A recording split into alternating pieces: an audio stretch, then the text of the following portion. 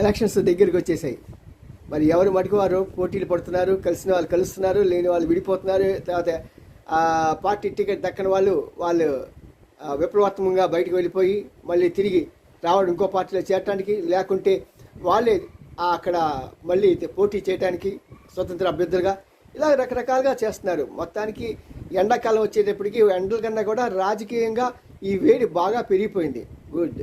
కానీ అసలు తేలాల్సిన విషయం ఏంటంటే తెలుగుదేశం పార్టీ, మోడీ, జనసేన ముగ్గురు కూడా రాజధాని విషయం గురించి స్పష్టమైన మాట, ఒక అవగాహన ప్రజలకి వాగ్దానం ఇవ్వట్లేదు.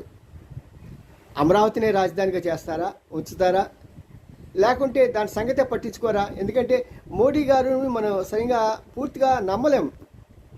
మరి ఆయన మద్దతు ఇస్తే డెఫినెట్గా అమరావతికి వచ్చేస్తుంది. కానీ అమరావతి వస్తే మాత్రం ఉత్తరాంధ్ర ప్రజలు మాత్రం చాలా బాధపడిపోతారు. ఎందుకంటే ఈ డబ్బుని తీసుకెళ్ళి అక్కడ ఖర్చు పెట్టేస్తారని.